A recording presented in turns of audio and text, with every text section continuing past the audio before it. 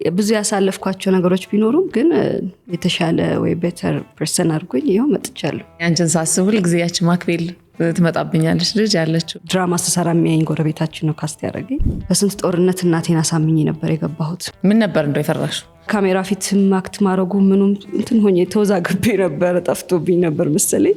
ማህተሙን አርጋማ ይሄን መስራት የለባትም በሚል እሱን ራሱ አውልቄ ነው የሰራሁት ፊልም። በልጅነትሽ ነው ወደ ትዳርም የገባሽውና ትንሽ እስቲ የፍቅር ህይወትሽንም እንዳስስት። እንኳንም እሱን መረጥኩ። እንደ አባት ስለነበረ ሲያሳድገኝ የቆየው በጓለ ይሄንንም ሲሳማ እንዲያው ማመናቃ ሶ ታለቅሻለሽ?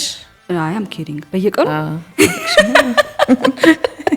አንዳንድ ስሜቶች ብቻ አይደሉም ማተር የሚያደርጉት። እግዚአብሔር ይሄን ይፈልጋል እያልሽ ትታገያለሽ። ሴት ማለት ምድር ማለት ነው። ሴት ማለት ቻይ ናት። እውነታውን የሚነግርሽና የሚያሳውቅሽ እንድትዘጋጅበት የሚያደርግሽ ስላልነበረ በደንብ ያከብደዋል። ምክንያቱም ዞሮ ዞሮ ላይፍ ኢዝ ሾርት፣ ላይክ አጭር ነው ህይወት እንደምናውቀው። ኢቭን የራስሽ ጠላት ሆነሽ ራስሽን አግኝተሽ ታውቂያለሽ ብዙ ቦታ ላይ። እግዚአብሔርን በመጠበቅ ውስጥ ነው እዚህ የደረስኩት። ዛሬ ልክ ነን ብለን የምንወስዳቸው ነገሮች የሆነ ወቅት ላይ ነው ልክ እንዳልሆነ የምናውቀው።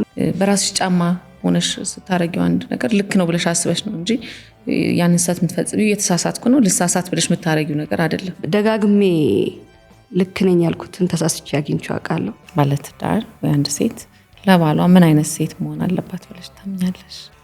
መጽሐፉ እንደሚለው ሴቶች መወደድ እንፈልጋለን።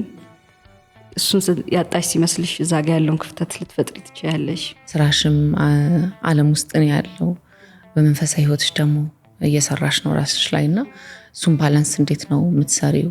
በዓለም ውስጥ ሆነን ትሩሊ እየጠየቅን ራሳችንን በቃ ይሄ ነገር ሳደርግ ማንን ነካ?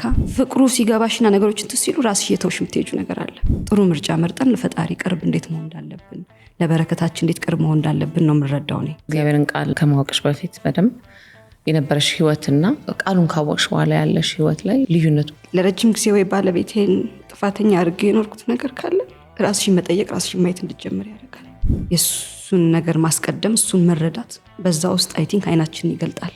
እግዚአብሔር ከኛ የሚወስደው ክብር አለ ብለሽ ማሰቡ ራሱ ምንድን ነው? ዝቅታ ውስጥ በመኖርሽ የምታገኘው ደስታ ዝቅ በማለትሽ ውስጥ ነው ሁሉ ነገር ያለው። ድንገት እየነዳው ሊሆን ይችላል በፍጥነት ወደ እጄ ምን ይበቃልሽ እንዲዘጋል ሆስፒታል